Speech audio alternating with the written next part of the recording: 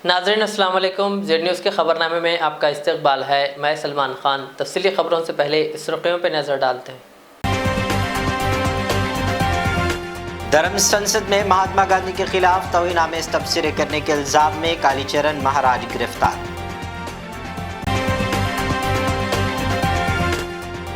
Omicron का खौफ, मुंबई में दफ़ा 144 नाफिज। नए साल पर 7 जनवरी तक नए साल की तकारीब पर होगी पाबंदी।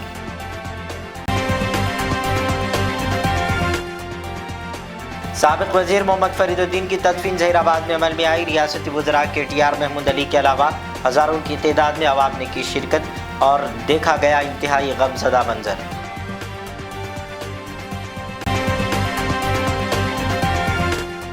तेलंगाना में कोरोना वायरस के केसों में अचानक इजाफा। महकमे सेहत ने तीसरी लहर का खदशा किया है जाहिर।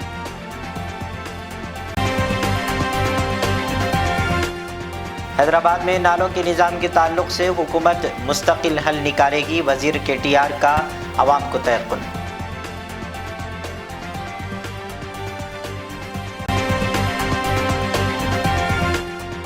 जुर्माने के 52 करोड़ रुपए काट लो, बाकी जब्त नकदी वापस दे दो। अतर कारोबारी पीयूष जैन की अदालत से अपील।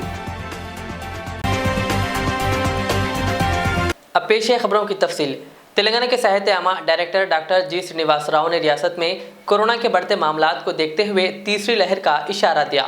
उन्होंने कहा कि ओमिक्रॉन तेजी के साथ फैल रहा है। उन्होंने आवाम को चौकन्ना रहने और एहतियात बरतने का मशवरा दिया। उन्होंने कहा कि आने वाले 2 से 4 हफ्ते इंतहाई अहम है।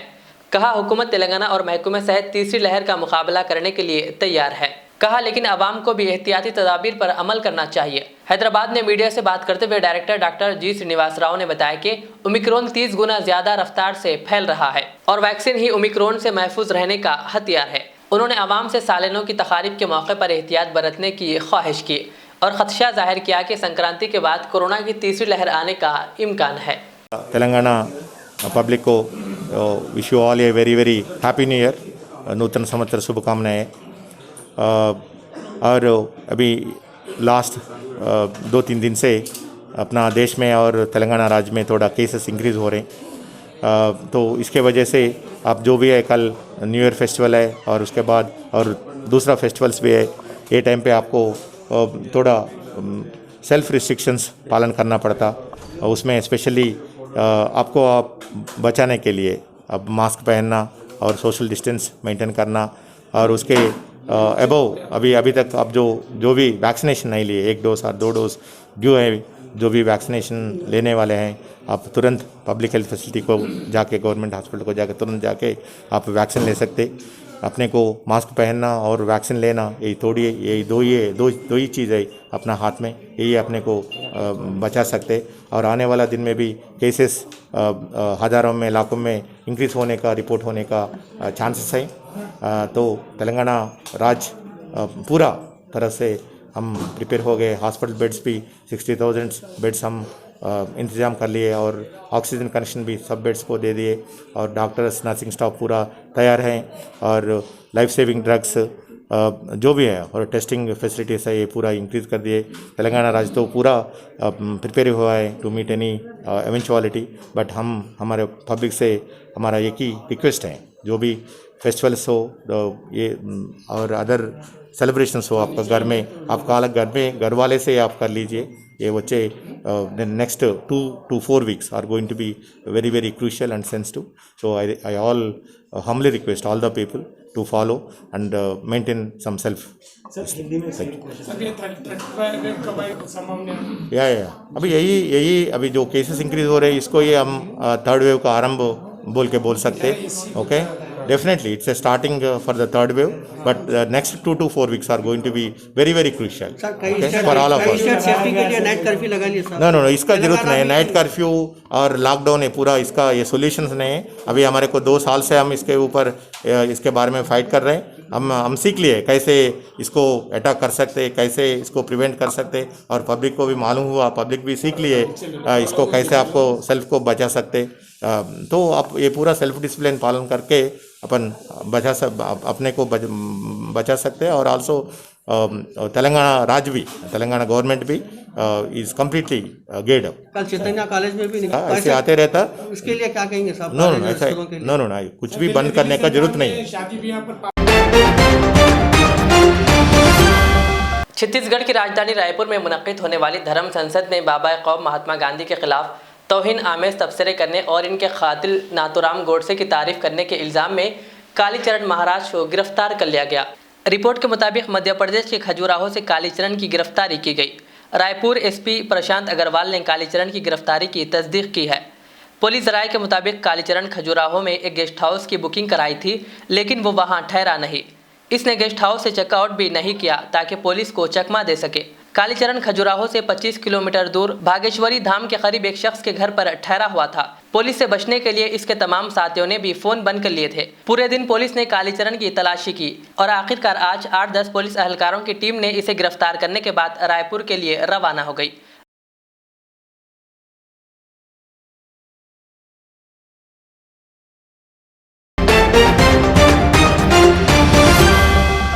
जिले संगरेली के जहराबाद में साबिक वजीर व टीआरएस के जनरल सेक्रेटरी मोहम्मद फरीदुद्दीन की आज शाम इनके आबाई कब्रस्तान मौज़े होतीबी में सरकारी एजाज़ात के साथ सरकर्दा कायदीन और हज़ारों अफराद की मौजूदगी में तदफीन अमल में आई। इस मौके पर रियासती वज़रा मोहम्मद महमूद अली KTR, सदर नशीन रियासती वक्फ बोर्ड मोहम्मद सलीम, उबूरी स्पीकर भोपाल रेड्डी, अरकान parliament BB Patil, K Prabhakar Reddy, अरकान असम्बली K मानिक राव, पद्मा देविंदर रेड्डी, अरकान काउंसिल यादव रेड्डी, भानु प्रसाद, मोहम्मद फारूक हुसैन, A श्रीनिवास, साबिक रुकन पार्लियामेंट सुरेश कुमार शेटकार, साबिक वजीर J गीता रेड्डी, जयपाल रेड्डी, Y नरोत्तम के बशमूल रियासत तेलंगाना के मुख्तलिफ मुकामात से आए हुए मुहिब्बान फरीदुद्दीन ने शिरकत की। क़ब्ल कल रात मोहम्मद फरीदुद्दीन के जनाजे को इनके आबाई मुकाम होतीबी को लाया गया, जहां नमाज फज्र से पहले अजीज़ों, रिश्तेदारों और देही अवाम ने इनका आखिरी दीदार किया। इसके बाद इनकी मैयत को M बागारेड्डी स्टेडियम के वसी व अरीज मैदान में लाया गया था, जहां 3 बजे से पहर तक अवाम ने इनका दीदार किया। बादजा मरहूम की मैयत को ईदगाह मैदान जहराबाद में लाया गया, जहां हज़ारों मुसलमानों ने नमाज जनाजा सज्जाद नशीन सैयद शाह अब्दुल अजीज़ खादरी की इमामत में अदा की। नमाज जनाजा की अदायगी के फौरी बाद आबाई मुकाम होतीबी में तदफीन अमल में आई। जनाब मोहम्मद फरीदुद्दीन के इंतकाल पर जहराबाद के कई ताजिरों ने गम का इजहार करते हुए आज अपने कारोबारी इदारे बंद किए।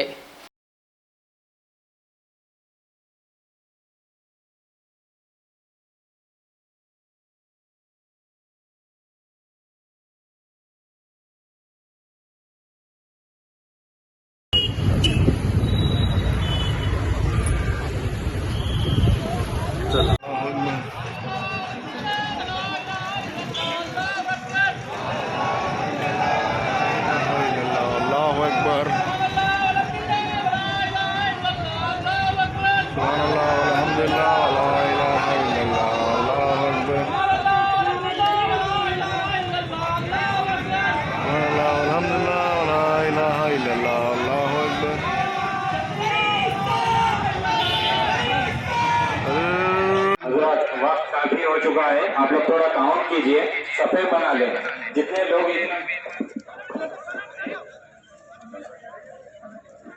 भाई सबसे गुजारिश है आप लोग अपने अपने सफेद सीधे कर लीजिए और मैयत जल्द से जल्द यहाँ पर लाइए, क्योंकि जो है मैयत को तकलीफ हो रही है, क्योंकि मैयत को लेके ऐसा नहीं कर सकते अपन।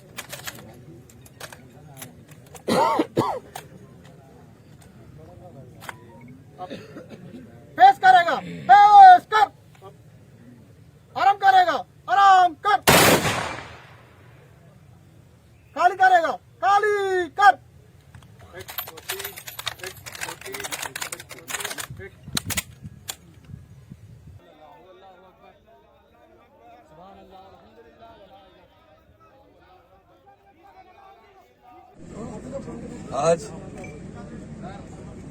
हम फरीद भाई के इंतकाल पर जनाजे की नमाज के लिए जहीराबाद आए। जहीराबाद के बहुत मकबूल लीडर थे।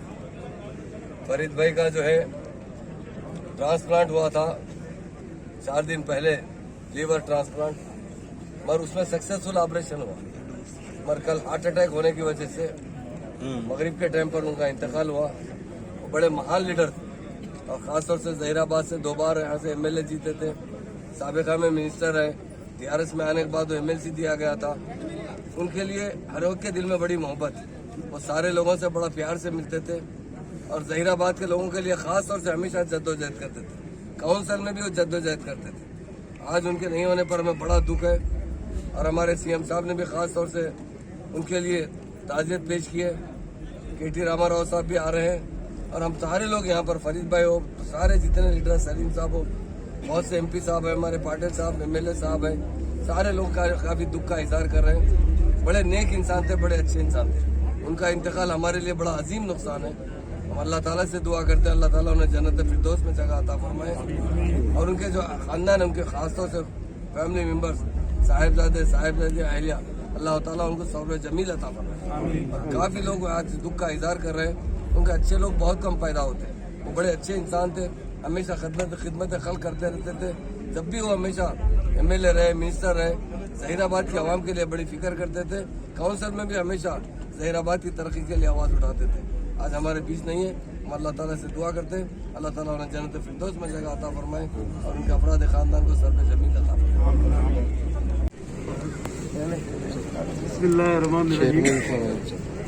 आज हमारे बीच में फरीद भाई नहीं है, क्योंकि बहुत काबिल इंसान थे और अल्लाह ताला इनको जन्नत नसीब करे। अल्लाह ताला इनके घर वालों को सब्र जमील अता फरमाए।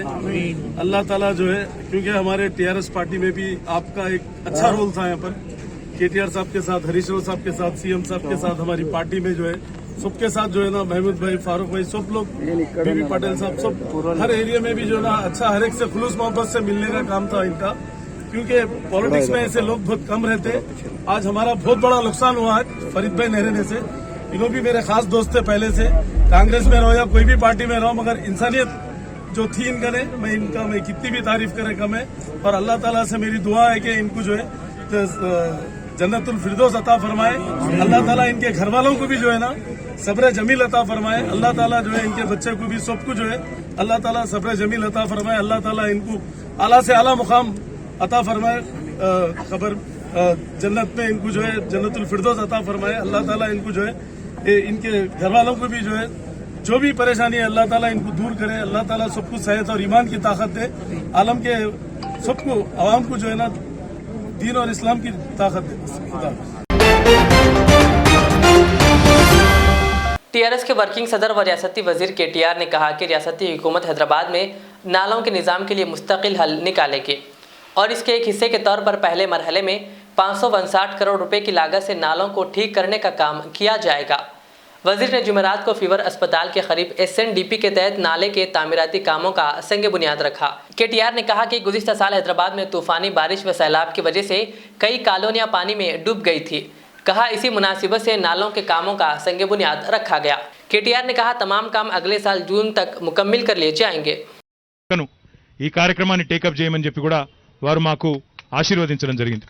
దానిలో భాగంగానే స్ట్రాటజిక్ నాలా డెవలప్మెంట్ ప్రోగ్రామ్ పేరిట ఎట్లా అయితే ఎస్ఆర్డిపి తీసుకొని ఈరోజు చాలా పెద్ద ఎత్తున ఫ్లైఓవర్లు, అండర్ పాస్లు అవన్నీ కూడా హైదరాబాద్ నగరం అంతటా కూడా జరుగుతూ ఉన్నాయో, మన అంబర్పేటలో కూడా ఏదైతే ఫ్లైఓవర్ నిర్మాణం జరుగుతున్నదో, మషీరాబాద్లో కూడా విఎస్టీ మొత్తం ఆర్టీసీ క్రాస్ రోడ్స్ మీదుగా స్టీల్ బ్రిడ్జ్ నిర్మాణం కూడా ఏదైతే జరుగుతున్నదో, అదే పద్ధతుల్లో నాలాలను కూడా అభివృద్ధి చేయాలన్న ఉద్దేశంతో మొదటి దశ పనుల కింద 858 కోట్ల రూపాయలని మంజూరు చేయడం జరిగింది.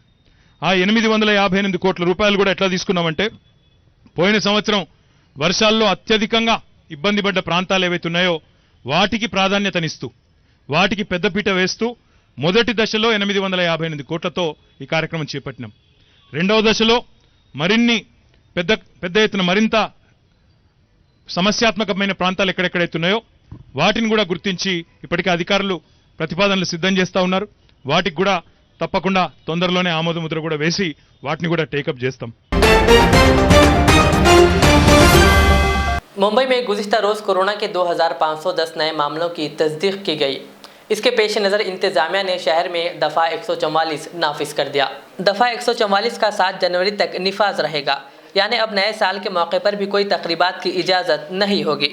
रिपोर्ट के मुताबिक इंतजामिया ने मुंबई में 30 दिसंबर से 7 जनवरी तक दफ़ा 144 नाफिज करने का ऐलान कर दिया। इसके साथ ही अवामी मुकामात पर नए साल के जश्न पर भी पाबंदी रहेगी। इस दौरान रेस्टोरेंट्स, होटल्स, बार्स, पब्स और क्लब्स में भी कोई जश्न नहीं मनाया जा सकेगा। वज़ीर सेहत राजेश टोपे के मुताबिक रियासत में कोरोना का पॉजिटिव रेट ख़तरनाक तरीके से बढ़ रहा है। फिलहाल पॉजिटिव रेट 4% है, लेकिन अगर ये 5% तक जाता है तो मुंबई में भी दिल्ली की तरह पाबंदियां आयद कर दी जाएंगी। उनका कहना था कि लोगों को कोरोना के केसेस में इजाफे पर तवज्जो देनी होगी और शादी की तकारीब में लोगों की बड़ी तादाद को जमा करने से इज्तनाब करना होगा।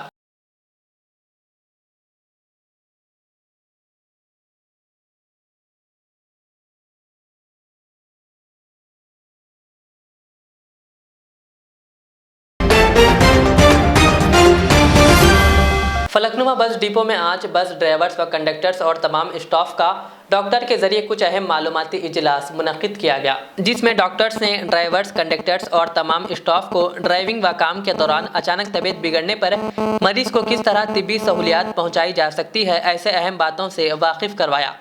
इस मौके पर Falaknuma bus depot manager Zakir Hussain व दीगर मौजूद थे।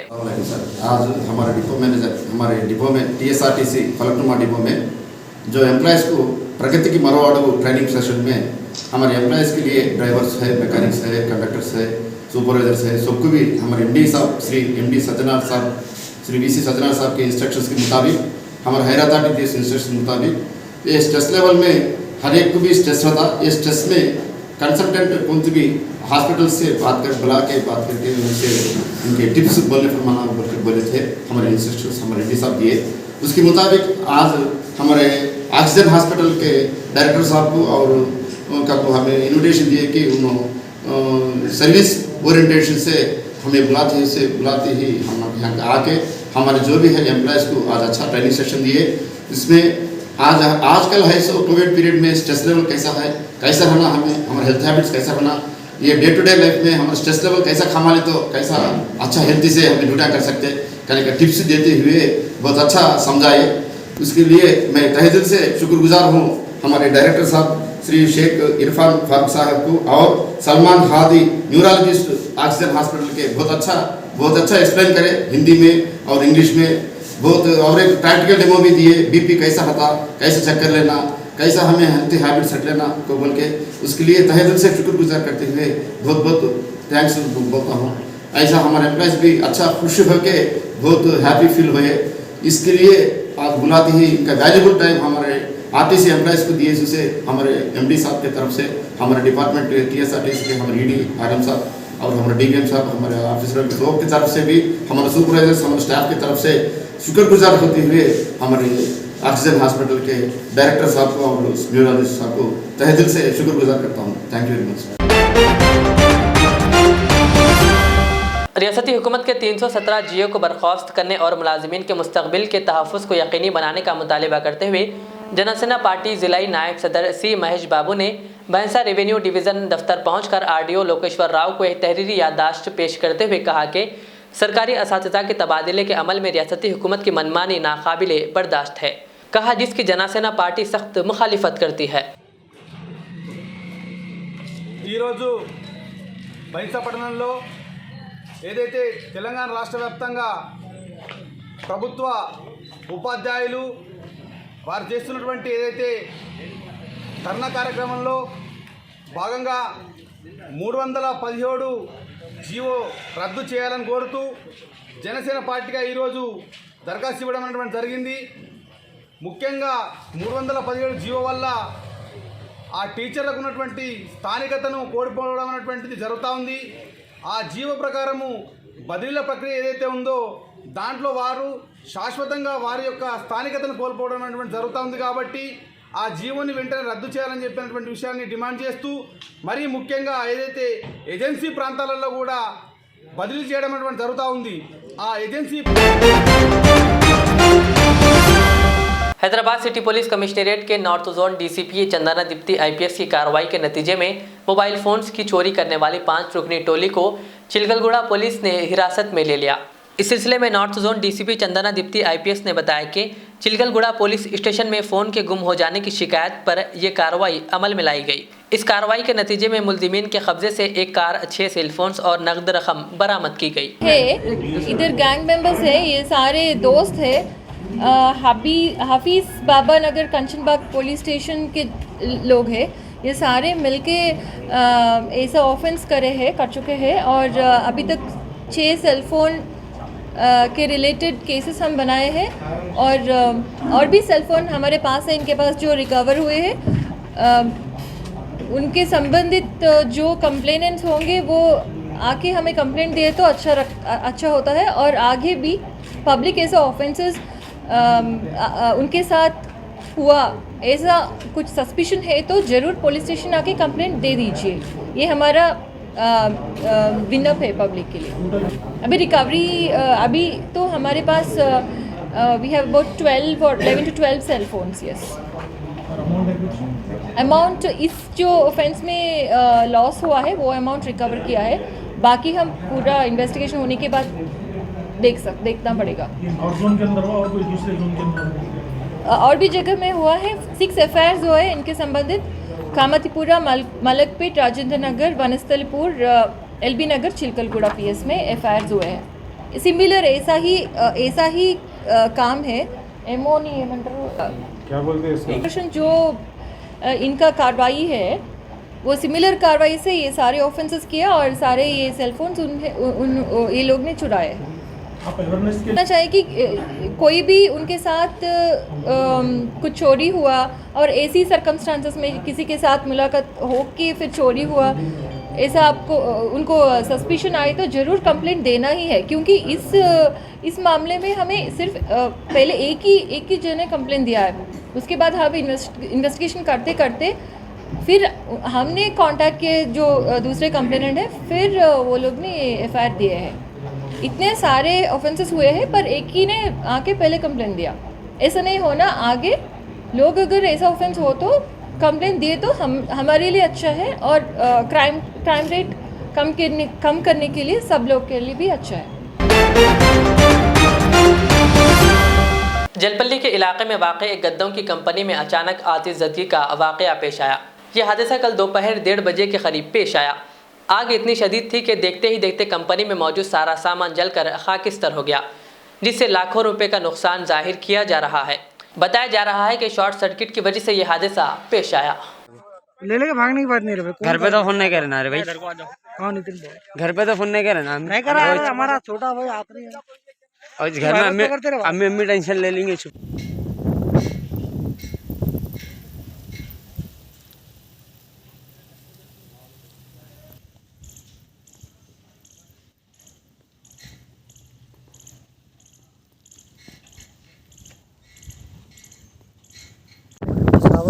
मेरा नाम मोहम्मद आमिर है। ये जलपल्ली म्यूनसिपल ऑफिस के अंदर मेरी कंपनी है गद्दों की।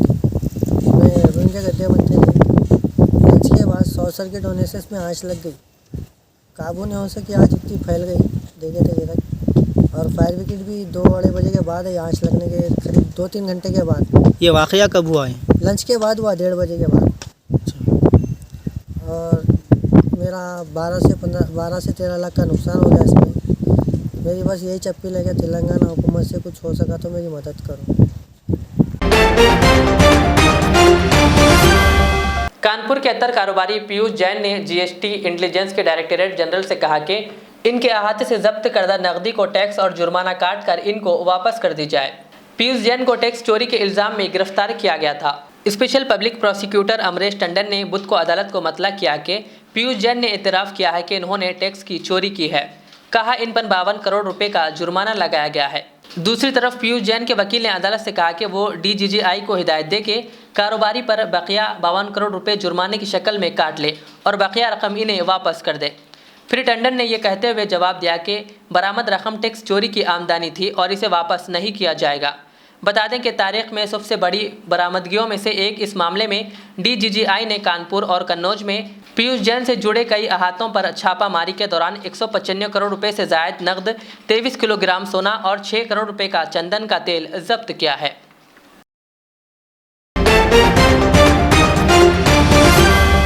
DMW व एडिशनल डिप्टी कलेक्टर जिला निर्मल ने भैंसा अक़लियती अक़ामती व जूनियर कॉलेज का दौरा करते हुए तालिबी व दीगर हॉस्टल के उमूर का मुकम्मल मुआयना किया। बाज़ इंटरमीडिएट के साल अव्वल इम्तहानात में नुमाया कामयाबी हासिल करने वाले तलबा को तहनीत के ज़िमन में एक प्रोग्राम का इनेकाद अमल में आया, जिसमें मेहमान खुसूसी DMW व additional deputy collector B Shravanthi के अलावा फैजुल्ला खान, फ्लोर लीडर बल्दिया व सदर मजलिस भैंसा ने शिरकत व खिताब किया। इस मौके पर प्रिंसिपल कॉलेज व स्कूल इलियास अहमद ने तलबा को नसीहत आमोज मशवरे पेश किए।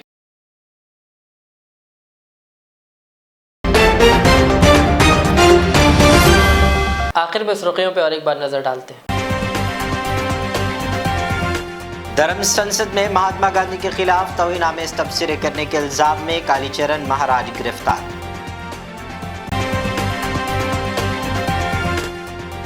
ओमिक्रॉन का खौफ, मुंबई में दफ़ा 144 नाफिज। नए साल पर 7 जनवरी तक नए साल की तकारीब पर होगी पाबंदी।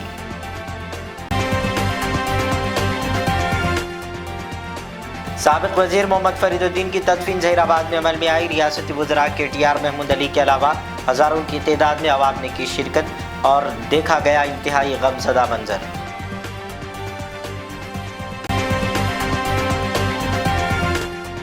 तेलंगाना में कोरोना वायरस के केसों में अचानक इजाफा, महकमे सेहत ने तीसरी लहर का खदशा किया है जाहिर।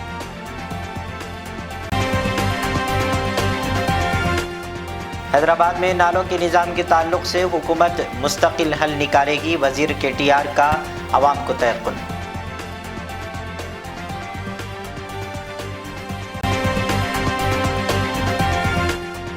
जुर्माने के 52 करोड़ रुपए काट लो, बाकी जब्त नकदी वापस दे दो। अतर कारोबारी पीयूष जैन की अदालत से अपील। ये थी आज की दिन भर की हमारी खबरें। मुझे इजाज़त दीजिए। हमारे Z चैनल को YouTube पर सब्सक्राइब, फेसबुक पर लाइक शेयर ज़रूर करें। अल्लाह हाफिज़। HKJN फर्नीचर अब एक और नए ब्रांच के साथ Farid complex, Shastripuram, Owaisi hills line पर। याद रहे, 40 साल से फर्नीचर की दुनिया में भरोसे का एक नाम HKJN फर्नीचर। हमारे यहाँ नए डिजाइन का नया कलेक्शन मौजूद रहता है। आपकी ख्वाहिश के ऐन मुताबिक भी फर्नीचर तैयार किए जाते हैं। आली जनाब मोहम्मद नसीर चिश्ती साहब की जानिब से यतीम और गरीब बच्चों के फर्नीचर के लिए खुसूसी discount package. HKJN manufacturing showroom, हमारा पता Farid complex, Shastripuram, Owaisi hills line, Hyderabad. HKJN furniture. Riyaz Islamic school, तालीमी मैदान में एक नया इनकलाब। इस्लामिक और मॉडर्न एजुकेशन के अजीम दर्सगाह। 23 साल तजुर्बे के बाद तलबा और तालिबात के लिए रियाज इस्लामिक स्कूल पेश करता है हिफ्ज़ कुरान, नाज़िरा कुरान क़ायदे के अलावा नर्सरी ta 10वीं जमात तक के तालीम का बेहतरीन नज़्म। बच्चों के लिए हॉस्टल की सहूलत, मुस्तहिक़ तलबा के लिए खुसूसी रियायत। तलबा और तालिबात के लिए अलहदा क्लासेस के माकूल नज़्म, खुसूसी computer classes, hardware and software training. बच्चों में तहरीर और तकरीरी सलाहियतों को उजागर करने के लिए हफ्तावारी प्रोग्राम। काबिल और मुशफ़िक़ असातिज़ा इकराम की निगरानी में बेहतरीन तालीम नज़्म। सुबह 8 बजे तक शाम 4:30 बजे दाखिले जारी हैं, उजलत कीजिए। Riyaz Islamic school, opposite lane, new SR petrol pump, Vattapalli, Hyderabad.